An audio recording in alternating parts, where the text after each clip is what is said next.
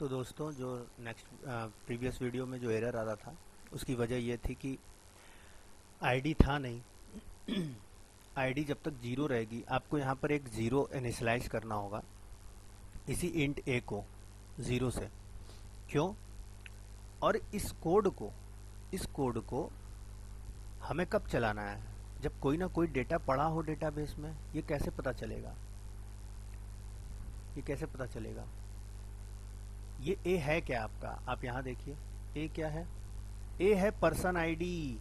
Person ID ही तो पास किया है हमने यहाँ पर। तो पर्सन आईडी तब चलेगा, उसको जीरो से हम लोगों ने इनिशियलाइज करके अंदर चलाया है और यहाँ पर कंपेयर किया कि जीरो से बड़ा होना चाहिए, यानी एक दो रिकॉर्ड तो होना ही चाहिए। पर्सन आईडी तो बड़ा रहे जब जीरो से, यानी कोई ना कोई पर्सन आईडी उसको असाइंड हो तो ही ये कोड चले, तभी तो। यानी कि डेटा कोई ना कोई रिकॉर्ड के अंदर होना चाहिए, मतलब टेबल के अंदर कोई ना कोई रिकॉर्ड होना चाहिए।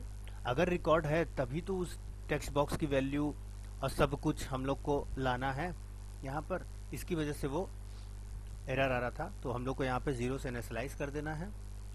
और अगर ये चेक करने का मतलब क्या है कि डेटा एटलीस्ट 1 तो हो ही, अगर नहीं है तो वो डेटा नहीं चिपकेगा यहाँ पर, मतलब टेक्स्ट बॉक्स की वैल्यू आएगी नहीं। और दूसरी चीज आप फ्लो को समझिए, बिना ऑब्जेक्ट बनाए हम लोग टेक्स्ट बॉक्स में टेक्स्ट बॉक्स की वैल्यू नहीं डाल सकते हैं, ठीक है?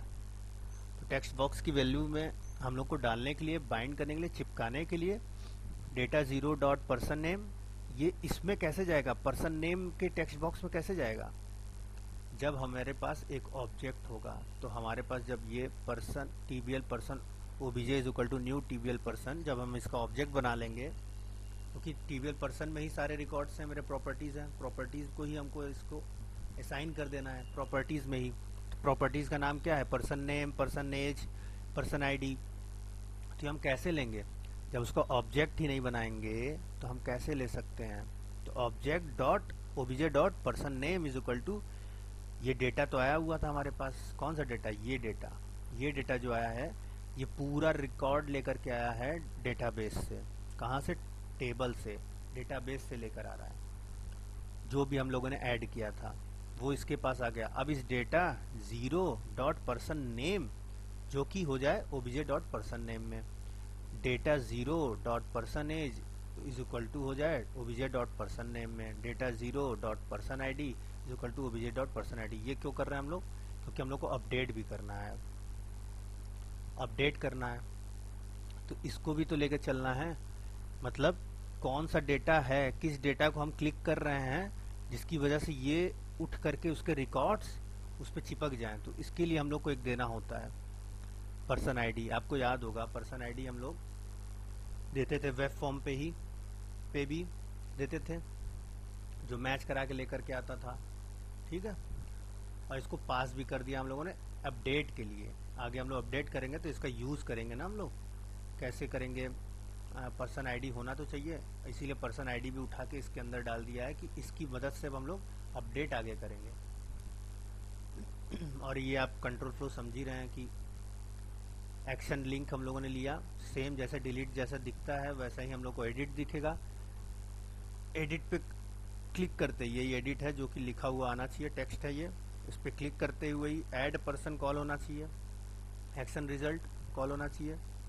और ए डॉट पर्सन आईडी को जिस तरीके से हम लोगों ने पास किया था पर्सन आईडी में, इस तरीके से हम लोगों ने इस बार ए नाम के वेरिएबल में रख लिया है कि ए नाम जो है ये ऑलरेडी डिफाइंड है। कहाँ पर? ये देखिए इंट ए, तो पहले यहाँ डिफाइन किया गया है तब हम वहाँ यूज किए हैं। हमने उल्टा भले लिख दिया है, लेकिन आप ये मत सोचिएगा कि ये किस टाइप का है, यहाँ कोई डेटा टाइप नहीं है। डेटा टाइप है इसका, ये देखिए इंट ए यहाँ पर है। सबसे पहले यहाँ लिखा गया है, फिर वहाँ पर हम लोग यूज कर रहे हैं, कंज्यूम कर रहे हैं, उसको पास कर रहे हैं, फिर वो वैल्यू यहाँ पर आ रही है, फिर वो वैल्यू यहाँ पर आ रही है, और यहाँ पे हम लोग कंपेयर कर रहे हैं। कंपेयर करने के बाद इसको यूज कर रहे हैं हम लोग, ठीक है? तो इस तरीके से हम लोग, ये कंट्रोल फ्लो है। आगे हम लोग अब अपडेट की बात करेंगे।